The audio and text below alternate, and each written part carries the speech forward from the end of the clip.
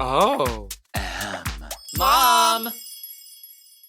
Make this your best season yet with nutritious 2-minute meals from Factor. Just heat up and enjoy, giving you more time to do what you want, like taking a hike or putting on a wig. It's easy to savor more this spring. Factor meals pack in the flavor with none of the fuss. So get started at factormeals.com/Courtney50off and use code Courtney50off to get 50% off plus free shipping on your first box.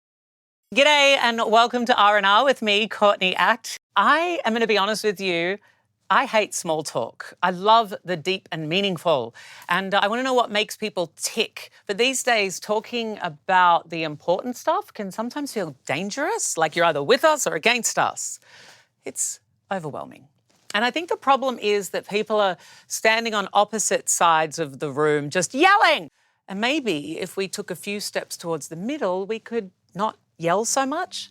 And I think one of the solutions is storytelling. It's our greatest invention. And I want every story shared here to be a reminder that our similarities are greater than our differences. So let's lean in, de-escalate the conversation, let the guard down, and embrace the complexity.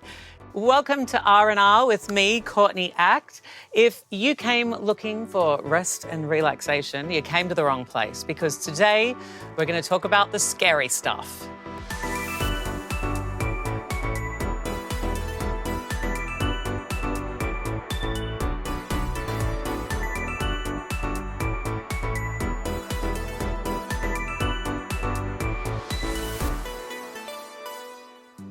Please welcome my guest, who is a cross-dressing entertainer that has entertained the world for nearly a decade. Please welcome Katya. Thank you so much for having me. Thank you for your being podcast here. called RnR. Yeah, but look at the camera and say it. RnR. But it's RnR. Yeah, RnR, which sounds like, oh no. Oh no. Yeah. RnR. Bingo. Oh wait, bingo. Wait, can you say bingo? Bingo.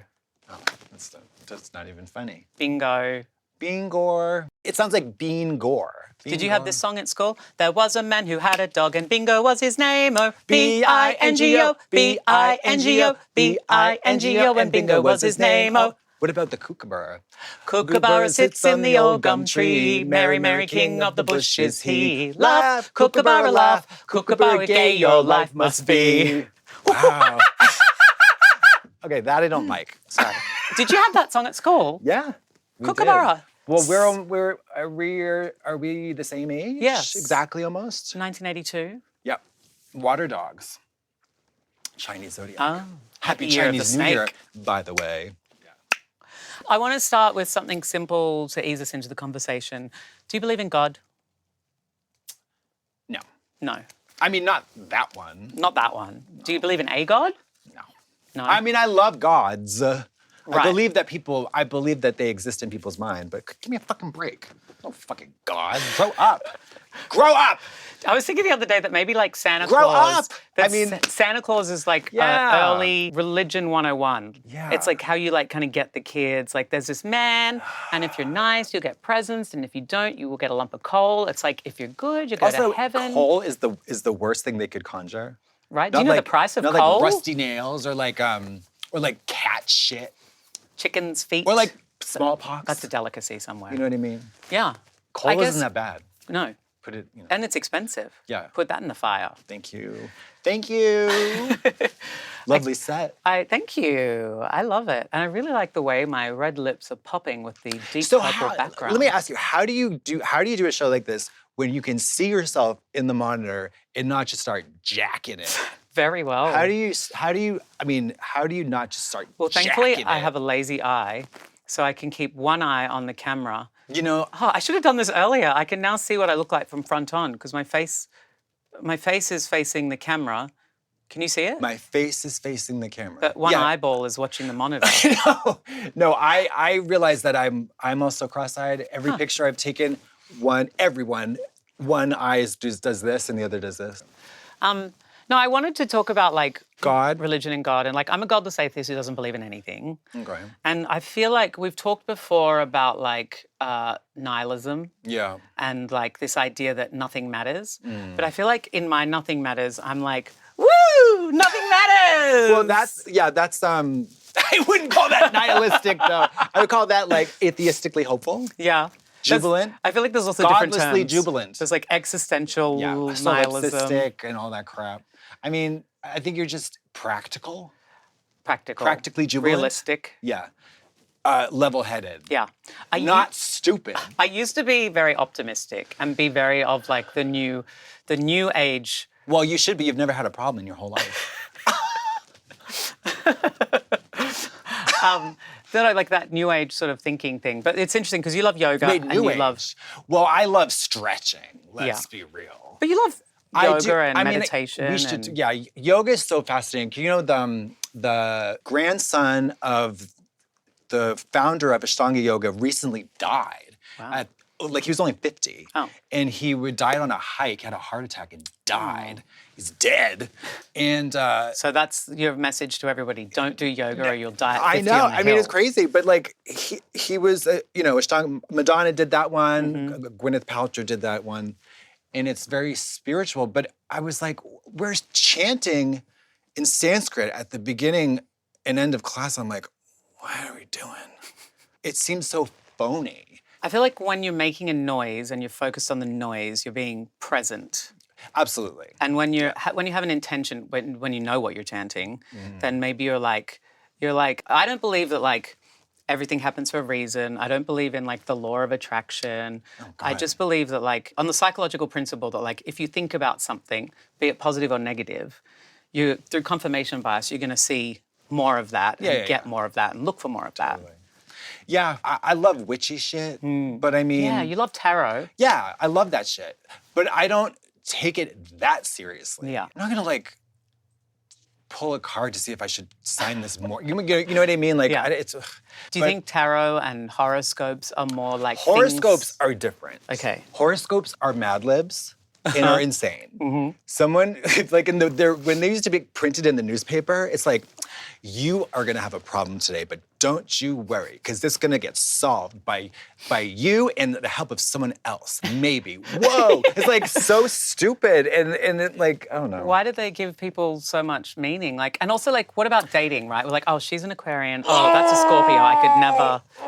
What does it mean? It means nothing. It does. It means nothing, except my witch friend would tell you that it means everything, and I believe her. That's the irony. Do you think it's like a way for someone to identify with a stereotype and tell the world that that's them? Well, it's like the Chinese zodiac, which I'm totally into, but not enough to really research it. Like, You're an animal. Yeah. That's cool. Because animals are real. Yeah. And they exist, and we can observe them. Cancers are real. No, but I mean, like, I'm an Aquarius, so like I'm, ooh, or Pisces, ooh, like. Whenever I say I don't really believe in horoscopes, and people say, what star sign are you? And I'm like, an Aquarian, and they're like, that's such a very an Aquarian thing to say. Yeah. That old yarn. I mean, I think it's so, I was really flabbergasted at how crazy and rampant it is in LA. It's like crazy here. Instead of us agreeing with each other about horoscopes being dumb, what could we say that would be helpful to somebody listening who believes in horoscopes and disagrees with us? If you're really into the zodiac, you're not, what we just said is not even gonna register in your mind. And I think that it appeals to people's inherent self, like. People want to understand themselves. Well, yeah. It's like, if you you're wanna gonna use the word tell me about me, narcissism. I'm listening. Yeah. You know what I mean? It's like anything that's gonna tell you more about you is like obviously the most interesting thing you can think of. For young narcissists, zodiac is very compelling. Yeah, I mean, algorithms are just telling us what we want to hear as well, right? I know. And then China. Let's just say buzzwords. China! China. I wanna go. Have you been? I've been to Qingdao and Shenzhen and Hong Kong. I mean, shit. China's left us in the dust. I mean, we're living in the medieval times. In some respects. Yeah, every respect. I'm just kidding. Their social communism is not maybe... I don't know. We don't know. We're not there. I don't think they use the zodiac to govern. Well, they have their Chinese. You're right, Zodiac. but they don't do like Cancer and all that crap. Quite superstitious people. That's true. Color red, certain numbers. But you know what I love? You know what the gift to Chinese New Year? What? Money. That's a good gift. Love that shit. Well, after the break, we're going to talk more about... China. No, I'm kidding. Sorry. I don't know. I'll look at my card and I'll find out. Okay. Should I start crying? Not no. Make this your best season yet with nutritious 2-minute meals from Factor. Eating well's never been this easy. Just heat up and enjoy, giving you more time to do what you want. Factor meals arrive fresh and ready to eat, perfect for an active lifestyle. With 45 weekly menu options, you can pick gourmet meals that fit your goals. You can choose from Calorie Smart, Protein Plus, Keto, and more. Plus, Factor powers you with daily satisfying breakfast, on-the-go lunches, premium dinners, and guilt-free snacks and desserts. Making time to cook can be a bit of a challenge for me, but that is why I love Factor. Quality ingredients with recipes that actually taste good. I just had the tomato quinoa and goat's cheese scramble with patatas bravas. Chef's kiss. Get started at factormeals.com/Courtney50off and use code Courtney50off to get 50% off plus free shipping on your first box. That's code Courtney50off at factormeals.com/Courtney50off for 50% off plus free shipping. Your fear of cancellation. That was a big trap. It was a big sweeping and statement. You just fell into it, and you fell into it, and you did. So not only do I let it govern my life, I know it has complete and total control over it at all times, no matter what. I guess the difference between Zodiac and, say, religion is that Let me interrupt you. Go for it.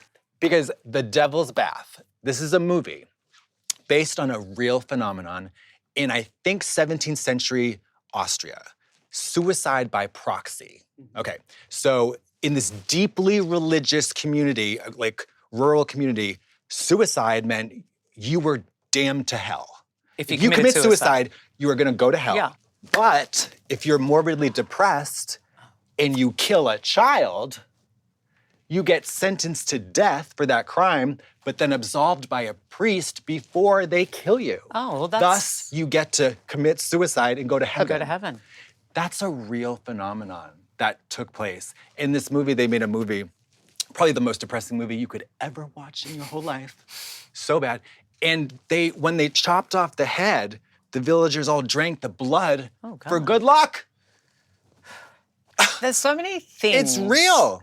I mean, not anymore. I guess But that's religion. But I guess religion came about because you can't just say, don't do this, don't do that. People are like, and what? And then if you're like, don't do this, otherwise, when you die, you'll go to hell. And we have this amazing building to prove it. Yeah. Because when I walked into the St. Peter's Basilica, the Vatican, I was like, God is real.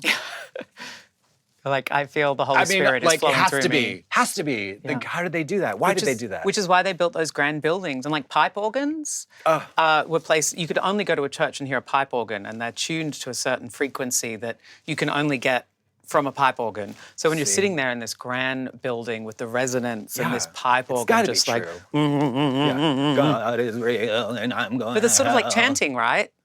Chanting, pipe organs. You know what? You're right. The resonance of music and sound. I'm going to wind it back too. Yeah. I do love the chanting. I think it's also a little weird when Westerners take something from the East, but who fucking cares? Like Catholicism? No, wait, what? Did we know? I don't know, bindis and shit. Yeah. It just gets a little funky. Well, I think those trappings, the drag of religion is different to maybe chanting. I love an om. Me too. Because resonant. I feel like it's resonant and it helps me should we om now? Oh. So why are you doing ah? Oh. Oh, you go ow. Oh. Shanti, shanti, shanti. That's what they say. Peace, peace, peace. I just do oms. Well, that's what shanti means, peace. Well, so the hypocrisy of religion or whatever, as it applies to yoga, tell me why. Tell me why. Tell me why every yoga guru has turned out to be a raper. Because it's not abuser. That's got nothing to do with the fact that they're yoga yogis. It's the fact to do with that they're men who have power. And are staring at Lululemon vaginas all day. Picture it, 90 women in down dog. Yeah. With their fucking labia just busting through their sweaty Lululemon fucking tights. And they're straight and they're wanting to jerk it. But that's about men and patriarchy. Yeah. Bikram Chowdhury, whatever, the founder of Bikram, fucking lunatic, wacko, abuser, raper, philanderer, crazy. Los Angelino. I mean, it's no surprise. How are you going to trust a man who says, come into this carpeted room and with sweat, 110 degrees, and degrees. do these poses and then do them again. It's like, what? I also love like my just world fallacy that I'm like, oh, well, obviously they steam clean the carpet between every class. Also, it's like sweating. So release all your toxins. Sweating doesn't do that. Sweating doesn't do that. Sweating doesn't do that. I will Sweating say, doesn't do that. You feel great because you did survived love an Bikram. ordeal. Yeah. But that's like ice baths or Yeah. saunas or... But if I slap you, Yeah. like 2 minutes later, you'd be like, oh, thank God I'm not slapped. We could form a cult. I think we already have. Okay, good. Because people have tattoos of us. They do. I saw a girl in Bradford when I was doing the pantomime. She had my face, beautiful tattoos, Willem's face. I'm glad they're good ones because I've seen a few. When they look ugly, boogers out there. it's wild. It is wild. I think it's fierce. I mean, it's like, because I'm not an easy face to tattoo. 5 degrees to the left, I look like a dog. It's true. I went to Thailand for 2 weeks and I did a yoga retreat. We did like so much yoga. And then 2 hours of chanting. And I was like, oh, I don't know about the chanting. Is it because it feels religious-y? It just feels like it's just a tradition I'm not like interested in and I don't feel as relevant to my... I guess I kind of think like, okay, what is the physiological or psychological thing that is happening here? It's like singing in church. Yeah. It's a form of unison. It's a Yeah, form of everybody community, on the one worship, note. yeah. Like you feel like you're together doing something. It's psychological principles. Yeah. You have talked publicly about sobriety and addiction. And I know that in the program, like God is a part of that. Oh my God, you're right. Yeah. Yeah, big time. Yeah. Yeah, but there's like really cool workarounds. Like good orderly direction is like a really good acronym. Right. That's like so fierce. Good orderly direction. That's so fierce. For people who are rampant, like, I mean, if you're like an unapologetic atheist who's never gonna, or if you're smart, you don't believe in God, because they do mention God a lot. Yeah. It can be a real bummer. It can be a real barrier. But I love good orderly direction or a group of drunks. Group of drunks. Which is the meeting. Yeah. But one of the traditions is that you don't talk about the program on the level of press, radio, and film. Okay. Because if I become a spokesperson for the program, boop. Well, you've talked about that, You know what right? I mean? Like on Drag Race, you talked about getting sober. I wish I hadn't. And you wish you hadn't. I really wish I hadn't. Why don't you wish you hadn't? I learned the hard way that accountability through like the public eye doesn't work for me. It does work for some people. It's extra pressure, right?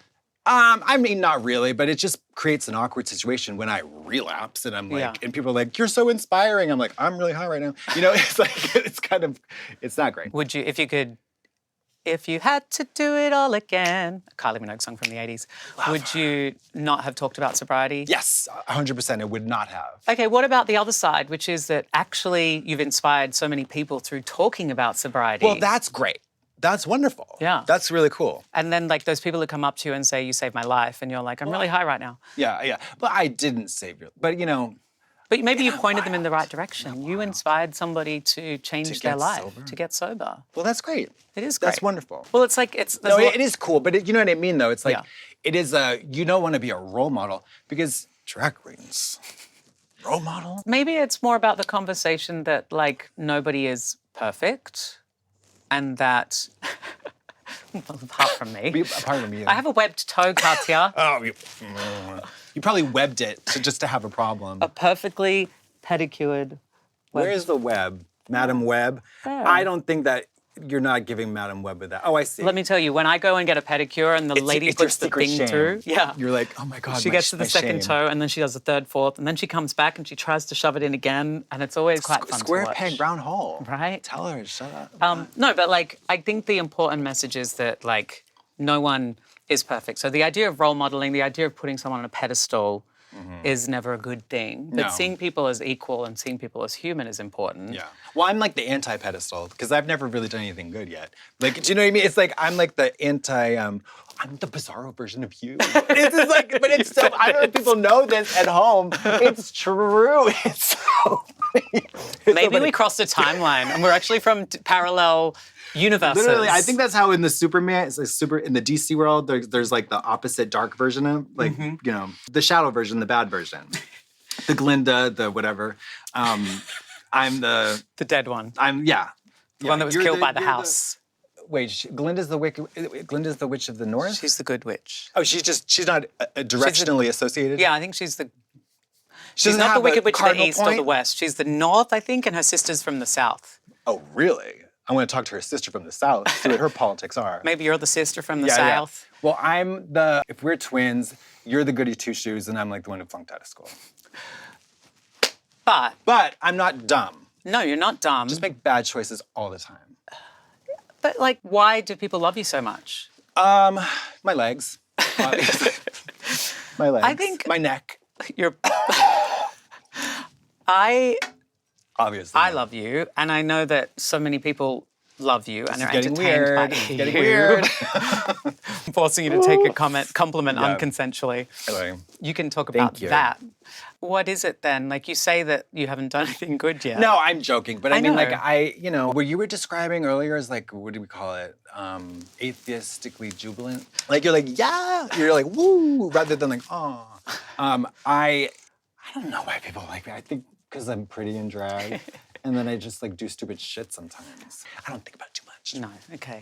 I mean, I know that I am legitimately entertained by you. Okay. Like, we're friends. Yes. And so sometimes you almost feel weird Consuming each other's media. consuming each other's Yeah. media. But honestly, Not if you're jacking it.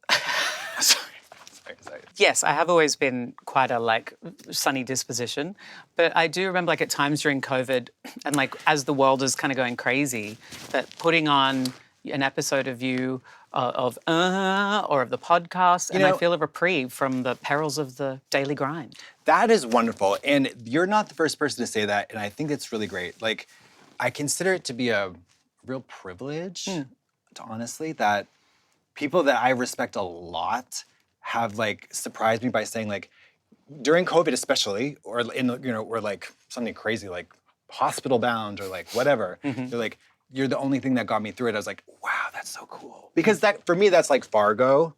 Or like, when you came to my house a few months ago and I never left the living room couch, deep depression. Yeah. I forget what I was watching, but it was like, that was getting Lord me of the through. Rings, Game of Thrones. Game of Thrones, for the third time, rewatching it. If somebody tells me that I'm their Game of Thrones, I'm like, oh, just shoot me now, because that's great. Yeah, it's a compliment. It's high praise. It's wonderful. Does it feel... I don't want to be people's like opposite. No. I don't want to be people's Amelia Perez. No. You know? I haven't seen it yet. Don't. You know what I think? You are such an exciting and thrilling person. I had this friend, Miss Bradley, when I first moved to Los Angeles. Are they dead? Sober for... No. Okay. Sober for... it was 42 years back then. Wow. Sober, Miss Bradley is the most exciting person in any room that I go in. And I always found that really inspiring and exciting. Well, I think one of the most persistent, untrue things about getting sober is that people think that like you need to use drugs to like make good music. Or like that if you're an artist and you're like, that drugs and alcohol like enhance your ability to create stuff. I mean, it doesn't Where in matter. fact it does the opposite. Yeah. Like, oh yeah, I can't paint unless I'm high. Like, what is that? Like, that's not real. So like, if you have any artistic talent, or you have any creative impulse, or energy, or training, you remove the drugs and alcohol, it is only going to improve. Well, I guess like exponentially. It's about finding someone's ability to connect with the creativity without the drugs or alcohol. Yeah. I don't think they're even related. But don't you think like I know when I was writing during COVID, I would wake up and Have a bottle get of a wine. coffee and put 2 shots of like gin into it and have half an edible, and I'd sit there Are you serious? in this zone. It was COVID. We had a different set of rules. Drunk! Lush! And I'd sit there and like, You're like- it helped me access a part of my brain that was already there. Yes. But so it was like an escalator? Yeah, it was like a shortcut. Yeah, an Okay. escalator's a good one. I mean, it can be a shortcut to what, though? A shortcut to pleasure? I think for me, it was getting out of my own head and getting, like, oddly, it was like dulling the anxiety or the self-judgment about, like, who am I to write this, or, like, what am I going to write about, or who's going to read it? And you just go, zzz, and it kind of quieted the voices a little. Fair. But let me tell you something.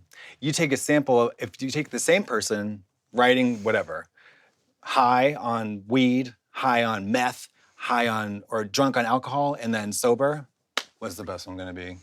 Sober. It's gonna be the best one.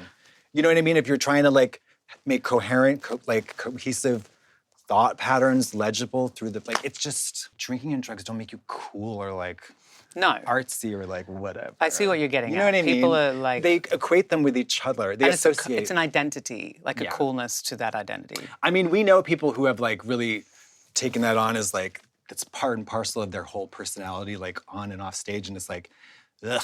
Hemingway you don't want said, that. write drunk, edit sober. There you go. Yeah, I mean, like you described, chugging a bottle of wine every morning during COVID gets you at the typewriter. You gotta edit it sober. Oh, yeah. Yeah. Yes, absolutely. You have to use a sober mind to bring sense to... Drunk words are sober thoughts. Drunk words are sober thoughts. Oh, Yeah, I think that means when like, you're drunk, you speak the truth. yeah. Is that true for you? You a big drinker these days? No. Not I've at our never- age. I'm No, stoked to feel it. no.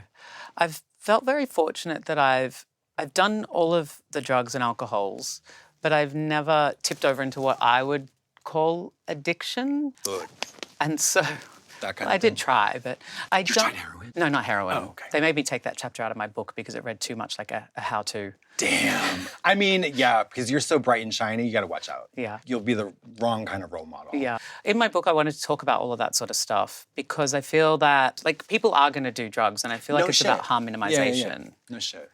I know, and it's different for gay, queer people who aren't married. Like, I don't have a wife or a husband or children in my house. Or a job. Yeah, exactly. I don't have a job. I mean, I barely drive my car. So the stakes and the circumstances of my life situation are very different than John Q. Public's. So it's like, you know, I mean, it's different. I don't know. I feel like for a lot of gay people, it's like, or not gay, but, you know, alternative queer leaning people, drugs and alcohol are kind of like, A rite of passage. they're always around. They're always an option. Yeah. And it's like, the older I get, I thought that they would be less and less, but the older I get, I find that people my age are still doing them. I was talking to a friend about how gay men in particular have this relationship with drugs and sex. Yes, And- that's tricky. Well, what was interesting is, as I was listening to him talk about it, I thought, yes, straight people don't have that relationship because they've never bothered trying. No, they do. Do they? They do. What do Yeah, they do? so this is some hot tea. Hot tea. Ready for some hot tea. So this, one of my lower companions, they call him, this guy, he used to go to the Hollywood Hills and he would inject meth into A-list straight couples from Hollywood. So not this person, but the equivalent of, Right. not them, for real, but the equivalent of, okay? Wow. And they would fuck like all weekend, 3-day weekend or whatever. Just like the kind of chemsex behavior that gay guys would do. Right. I was like, oh my God, straight people too. Well, actually, this brings me to my next topic that I want to talk about after the break.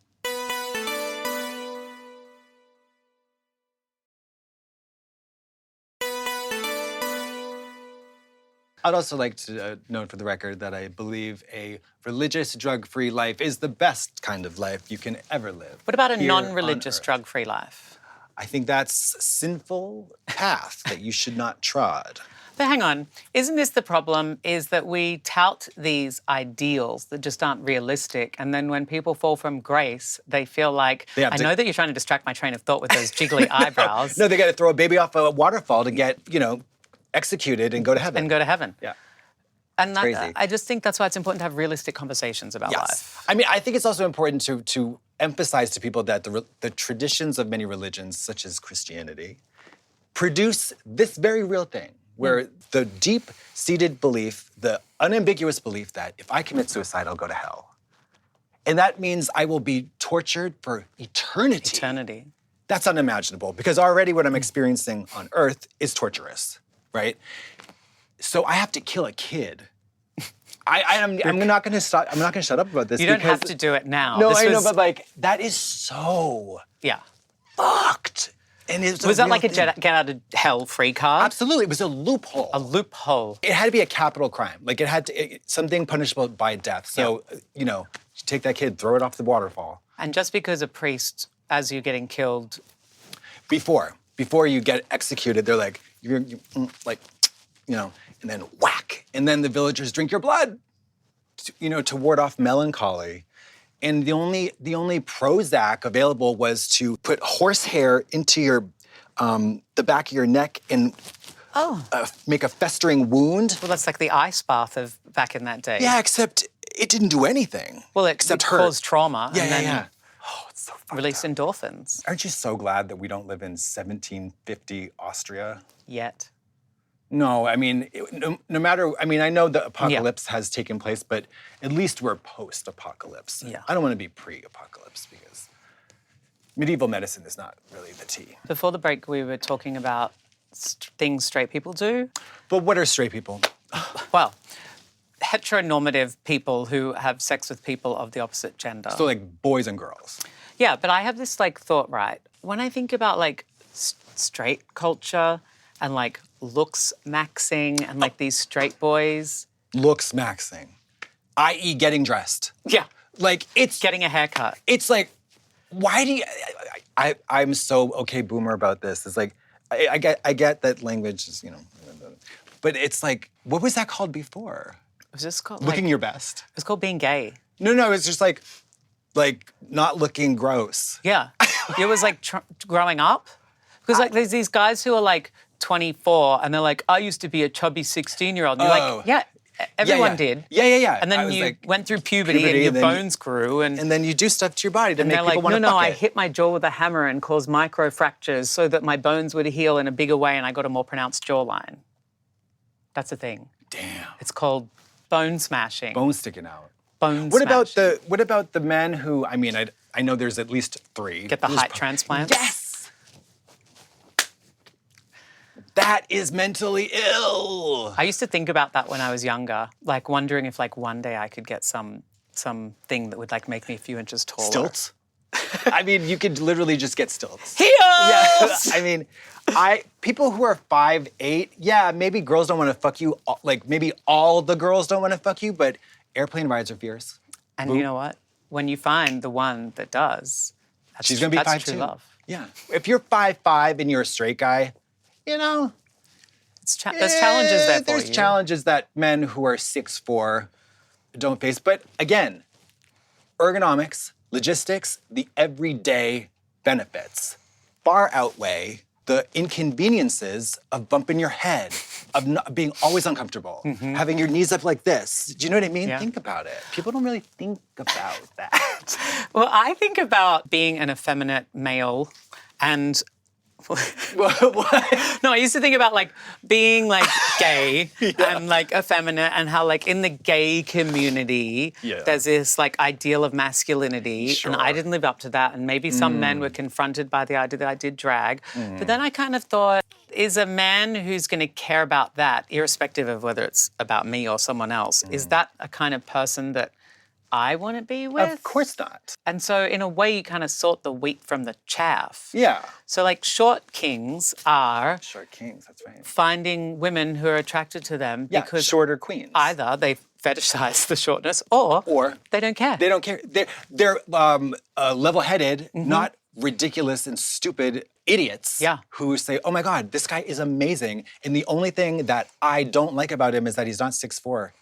Grow up. Literally, Nudists. grow up. Grow up. Literally grow up. Nudists, when people, like when someone wants to go to a nude beach and they just picture like a whole bunch of like hot models. I'm like, no, honey, that's not who's at the nude beach. No, the people at the Uncle nude beach. Bob. Because It's Uncle Bob and Aunt Sarah. Because they don't care about the vanity of being nude. They care about the experience and the freedom and liberation of nudity. I mean, correct me if I'm wrong. Taking your clothes off in public as a nudist is not a sexual fetish or whatever. No, it's about It's just like freedom. Yeah. Whatever. Like, it's like, oh, my naked body's not a crime. Yeah. You know, I'm not a raper. I mean, there's a freedom. I tried going, I'm in never nude. No, I'm against clothing for vanity.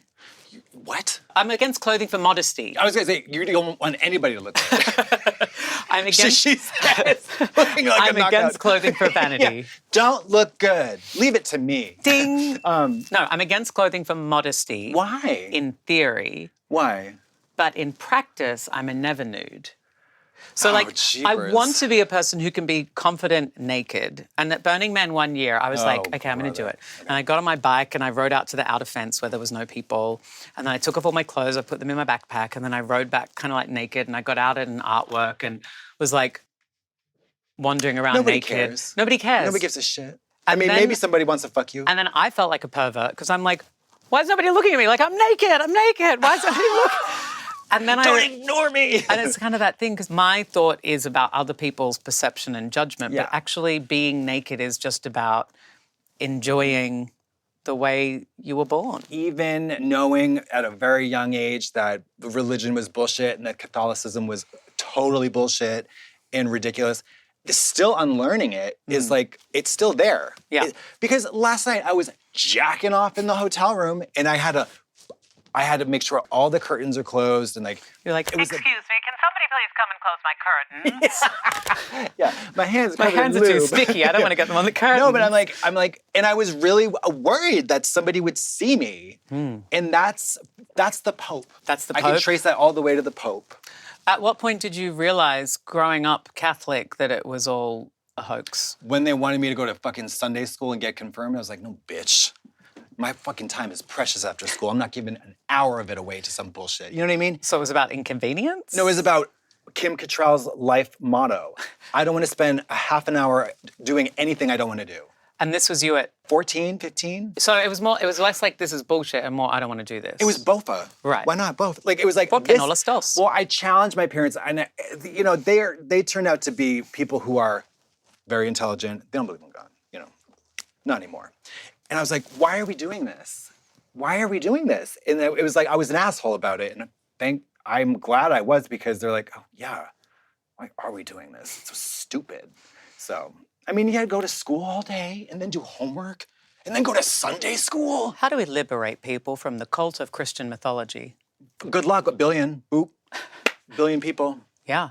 Good luck. Boop. I mean, it's on the decline. No, I mean, I think the good thing about it is just community. And this is the thing, is that I see so many beautiful things in religion. Well, Mama, the Catholics preserve that art so fiercely. They do. They really do. Have you been to Vatican City? It's breathtaking. It's stunning. And filled with whores. Yeah. Like the idea of going to church once a week, a sense of community, a sense of coming together, a sense of beauty and and wonder, music, enjoyment, like all of those things are lovely. And also like prayers are like affirmation, they're positive statements and they help to sort of point you in the right direction. And wanting to live a virtuous life is a good thing. It's a good thing, but it all just comes unraveled when like you pick and choose. Yeah, well, it all comes screeching to a halt when you say if you kill yourself, you're going to go to hell. Yeah, or that gay people are going to hell, or that like somebody who loves is going to hell, or that... Or like if you get divorced, or whatever antiquated fucking ridiculous rules that are still enforced in any like version of Christianity, and there's so many bad ones. Baptist, evangelical. But I'm fascinated by the new age Christian groups. Hillsong, megachurches? Kinda. I've probably told this a million times, but the Mosaic, the place on La Brea and Hollywood. So it's a giant church, a giant building. It's called Mosaic. I don't want to give them free press, but like, I went in there on a Sunday, and everybody was hot. I was like, what is going on? And they were young, and none of them knew who I was. I was like, there's not a gay person in here. And there was not, I don't think, a gay person in there. They were all 20s, 30s, really sharply dressed, gorgeous. Like, not all of them, but I mean, like, it was a hot, good-looking crowd. It could have been a group of extras in like one of those Maybe you wandered into a film set. No. I swear to God, there were no cameras. And it was one of these, they have great rock bands play their Christian, weird, like Jesus blood songs. They are kind of evangelicals in disguise. Yeah. It's very... But I get it. Because that would be really fun, right? It's also, like us going to a gay bar and watching Drag Race. Exactly. Oh, well, I mean, it's a little different, but like, but like we don't have the top down go to hell part. But all of the community aspect, the things that we love about being gay, they love about religion and church. And they want to build a family. They want to find a mate. I was like, oh, this is such an ingenious way to meet another fucking weird religious person, But I mean, it's like going to if you really love Drag Race and that's your passion, and you go to like a Drag Race night and you meet someone else who loves Drag Race and you have like a shared interest. I know. I mean, it is hard to meet people when you're like, if you're a single person over 40, 30, like, what do? You do the apps, right? Yeah. But like, where in real life? I mean, I think like Irish people can go to Irish bars. But no gay Germans. People can go to gay bars. Okay. But that's it. That's it. That's the only. What about axe throwing? You can be delineated by like music choice, like goth. Well, that's what I'm still holding metal, out for. rockabilly. I'm still like, holding those out for people my have Meg community. Ryan goth version where I like spill my giant cup of coffee over some beautiful like goth Mexican DJ or whatever. We've talked about religion and our thoughts on it, but I guess if there's people who are religious, they're probably not listening by now. But, No, they probably didn't even get to this podcast, I would say. But like, it's not that we have a problem with your love of community or friendship or family Or mythology. Or Because they're all mythology. fierce. They're all very fierce, like on paper. They're cunty. It's when who you are starts dictating how I live my life. Yeah, like let's not get crazy now. That's the problem, isn't it? Yeah, and also, I don't know. I don't have a lot of Jewish friends. I don't have a lot of Muslim friends. So I don't really know like the ins and outs of like the everyday customs that seem to me to be weird. Like, you can't turn anything on Saturday. Why are you wearing that wool coat, you freak? You're like, things like that. It just doesn't make any sense. It doesn't make sense. In like our modern life. I mean, this doesn't make a lot of sense. But this doesn't make sense. None. And none of it But makes it's still sense if you hot. think Yeah. about it. No, Do you know what I mean? But this makes a lot of sense because it's hot. I think the moral of the story is like humans are such a flop civilization. I guess Flopped it's about so hard. It's a tribalistic thing, isn't it? Like you're in your tribe, we're in our tribe, and we've got to have this sense of like otherness. 2,000 years of civilization, Christian-wise, and we still are doing war. Flop. But that's Flop. because, not to get conspiracy theorist on it, but that's because like there's higher powers, actual higher powers of like oligarchs and Yeah. and Flop. That's a flop. But like we're being made, it's like the environment, right? Like we're being made to like sort our plastic from our paper when industry is pumping the world full of I know, isn't that toxins. wild? It's like, I'm like, oh, I'm recycling. It all goes to Trash Island, by the way. But don't you think all of that is like we're being made to feel like us and them, like religious people hate queer people, Sure. not all of them, but like as a sweeping generalization, Yeah. in this sort of attempt to keep us busy while like someone they're- upstairs is I mean, that it sounds a little paranoid, Courtney. That sounds Paranoid a little paranoid. or That sounds a little realistic? 4chan. Sounds a little 4chan. maybe I'll start a 4chan chat. What's 4chan? No, I just think it's so embarrassing. Like if Arrival, that movie happened in real life, and the aliens come and we finally learn how to communicate with them, they're gonna be like, you guys are such flops. You're such flops. You have the most insane technology to video game destroy an entire country halfway around the world, but you still poop in like toilets and wipe your How ass else are you with gonna poop? paper. Mama. Colostomy? It should literally like come out of your body and like sprout into a garden. That should the technology should have gone to that and not like drone missiles and shit. Right, It's okay. insane. Do you know what I mean though? Like, Yeah. we still have to flush our turds down the toilet. I mean, I think that's very efficient. I'm going to disagree with you on toilets. There's a better way. If you like dream it. Like I want to live Dream out loud shitting? for a moment. Like Okay, really, okay. really dream. My utopian experience does not involve defecation. What don't you like about poo? See, you've been taught to Scat queen. to think that there's something wrong with your feces. No. There is an inherent and logical, biological imperative saying, don't eat that. I'm not saying I want to eat my poo. But you're saying you love it. No, but like this anal fixation / disgust of the anus. No, it's not, I love my anus. I Yeah. hate the poop. Love the anus, hate the poop. Yeah, I hate that shit. Literally, I do. I hate it. I mean, listen. Just think about it. Like Oppenheimer could have been about that. About poop? Yeah, Oppenheimer could be. We have to figure out a way to start. We can't stop defecating, but we can turn the moment of defecation into something incredible. What have you got against pooping? Everything. Are you nuts? Okay, Well, it smells like shit. It has to go. yeah. It clogs the toilet. You call the plumber, $13,000. No shade to the plumber. Love the plumber. Love the plumber. How much could one banana cost? $10. But think of it. Tastes like shit. Looks like shit. Shit is shit. It's bad. Everybody hates it. That's the one thing we can all agree on, except Germans. Am I pulling the world apart by saying that we should all rethink our thoughts on shit? I know. I think we could all. It's just a shit. Isn't it just if you don't seek life in the profane and the profound, you're missing half the story? Love that. Love that. Like, shit is just as good as... If you got to do it, you might as well do it with a smile. I don't know.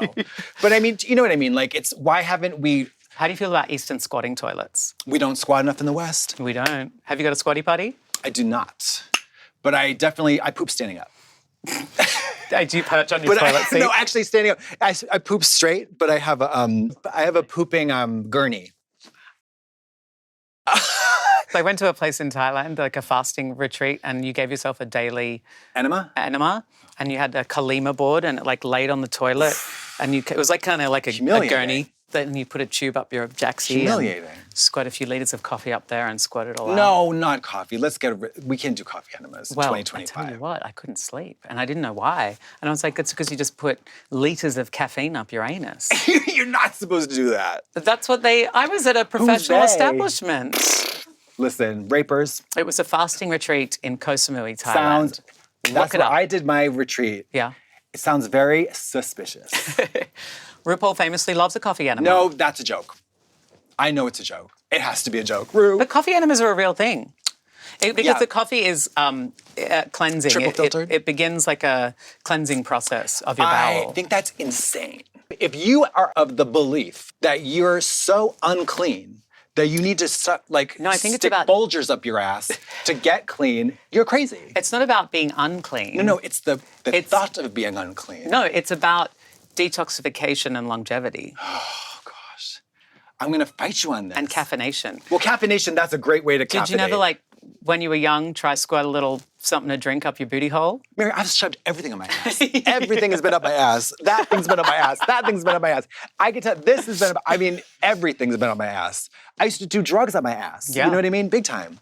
It's the number one, it's the second fastest route. Bioavailability. Route of administration other than using needles, which I never did. I hate that. But subcutaneous, nasal, anal. Ooh. Also, snorting stuff is weird because it's so unnatural. Mm. Yeah, because you're meant to breathe. Yeah, but nobody really needs to snort stuff. That was that snorting drugs are so druggy to me because it's like, oh, we're doing drugs. Anyway. How do you feel about colonic irrigations? I think it's kind of crazy. I don't know. I'm not an endocrinologist or a scientist, but I know that the liver and the kidneys really pick up the weight when it comes to detoxing of the body. That's all they do. How do you feel about fasting? I don't know enough about it. I've heard so many different things, and I don't really care about it because I hate food. Not eating is not a problem for me. You know, it's every major religion has a period of fasting built into its holy books. I think that's fierce. fierce. Interesting. I think that's fierce. When you fast, after 24 to 48 hours, your body goes into a process. Wait. Oh, no. We're not doing that. Oh, not multi-day fasts? No.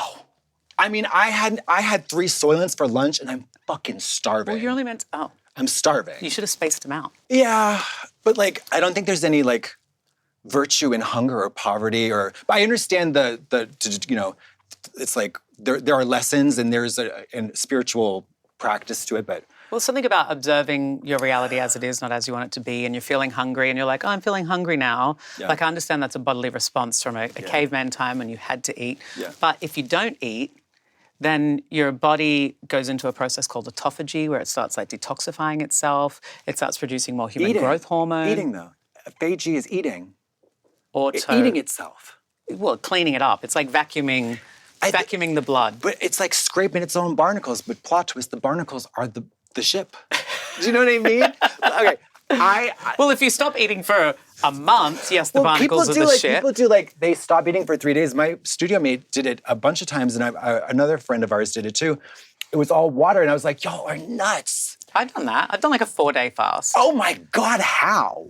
I mean, it's actually after the first 24 hours are painful and you're hungry, but once you get over that, it's actually... It's like a battered woman. No, it's it's that Stockholm hunger syndrome? goes away and actually you start... hallucinating? Ketosis, where your body starts using your fat to power your brain instead of carbohydrates. I mean, it's not for me. Let me just say that because I struggle to eat 3 meals a day.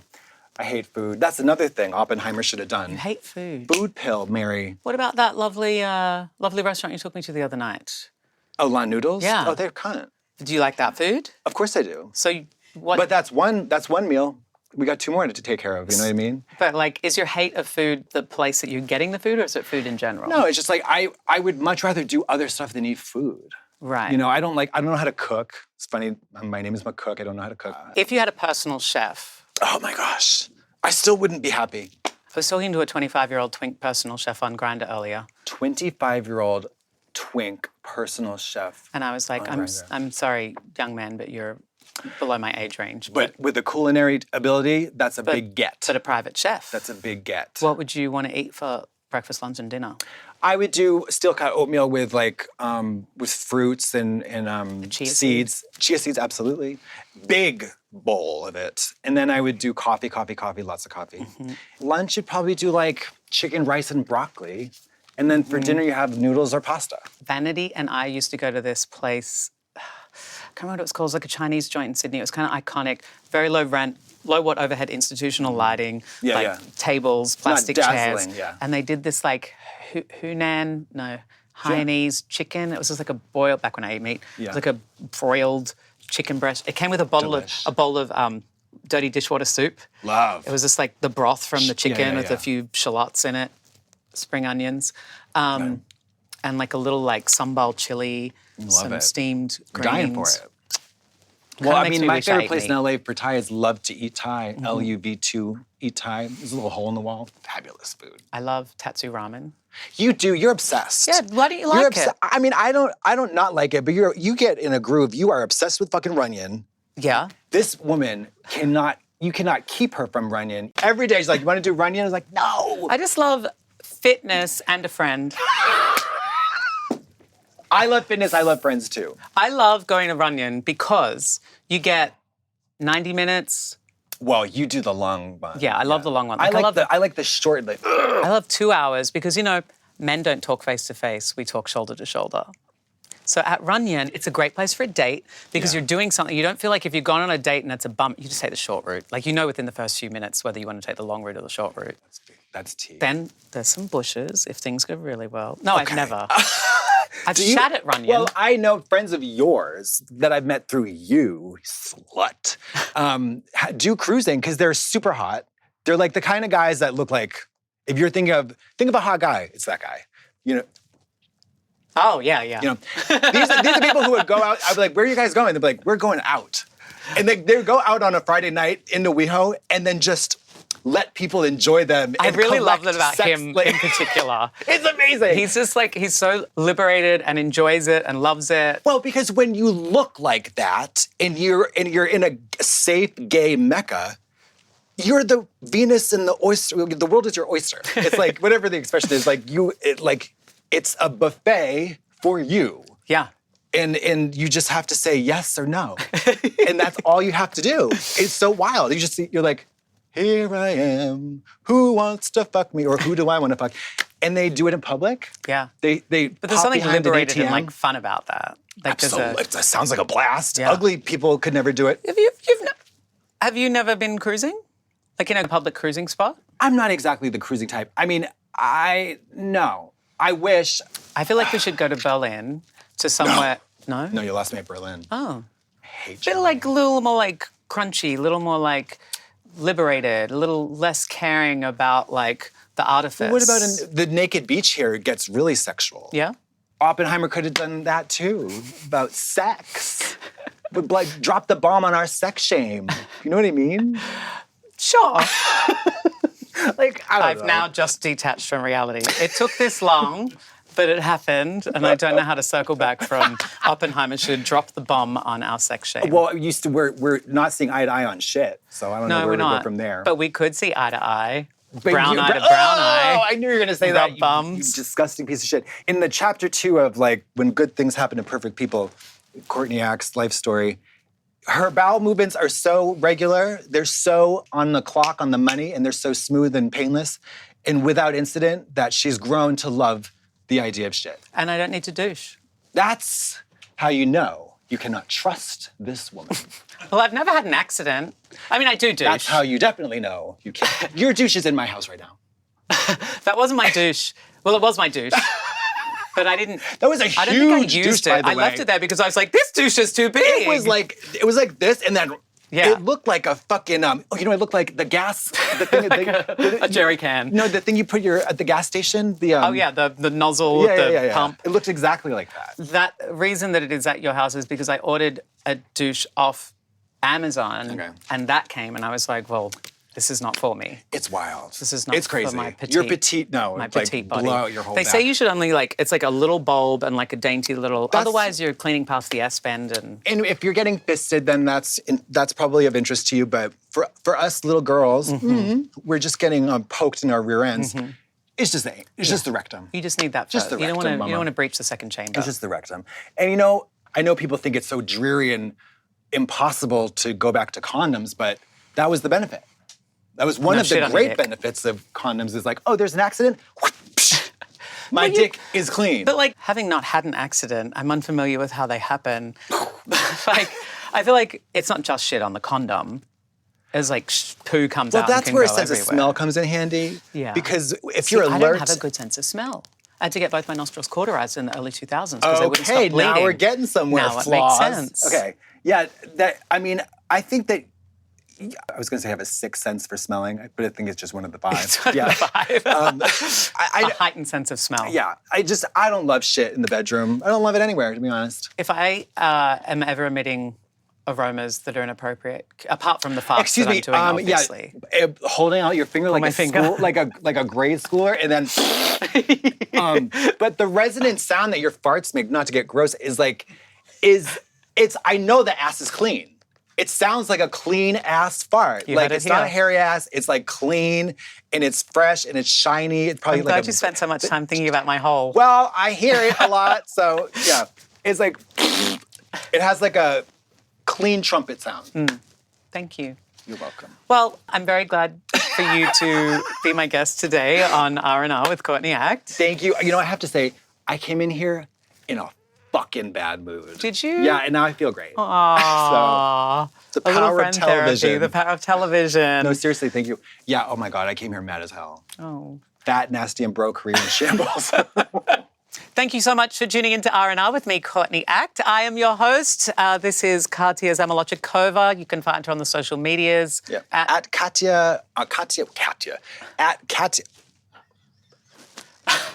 Katya_Zamo. On all relevant platforms. Are you on Blue Sky? I sure am. Good. I don't skeet there yet, though. I skeeted there today. Did you? Yeah. I What'd you said skeet about? that I'm glad that putting a Lady Gaga song on Spotify takes me through a journey of her anthology because I love listening to that old Gaga. It really gets me. I mean, I forget that all the tweets were like, this brings me back to being 12. I'm 35. I'm like, how long has she been here? Yeah. And she's been here forever. She performed at our club in Sydney in like 2008. It was the Born This Way era. That's almost 20 years ago. Send us an email, CourtneyRnR@gmail.com. And let us know if you're going to use a condom because you're worried about shit. Yeah, let us know. Or I just want to backpedal. Okay. I do douche. So what you're saying is you're a liar. But what I'm saying is that if the moment takes me and I am found in a situation where anal penetration is possible or likely, I am aware enough of my bowel movements to know whether or not putting a dick up my ass is a good idea. If we know anything about Miss Act, it's that she is in tune with her body both inside and out. Shanti, that sounds racist. Yep. Thank you, Katya, and we'll see you next time. God bless America. Thank you so much for having me. Goodbye. Oh, my testicle is like crunching on my fucking. Are you tucked under there? Well, just lightly folded. Ad-free versions and extended episodes of RnR with Courtney Act are available on Mum Plus Gold at patreon.com/Mum Plus. RnR with Courtney Act is produced by Moguls of Media, aka Mum, hosted by Courtney Act, produced by Big Dipper, edited by Griffin Dunn, theme song and audio supervision by Will Pitts, engineering and technical direction by Margot Padilla, media and design support by Stone Cole, set design by Ara Sevilla, production assistance from Austin Garcia, chairs furnished by Ellison Studios, executive produced by Alaska, Willem, Big Dipper, Camille Stennis, and Joe Cilio. Recorded at Forever Dog Productions. It's easy to savor more this spring with nutritious 2-minute meals from Factor. Just heat up and enjoy, giving you more time to do what you want, like asking your friend deep and meaningful questions while looking gorgeous on your new podcast. Get started at factormeals.com/Courtney50off and use code Courtney50off to get 50% off plus free shipping on your first box.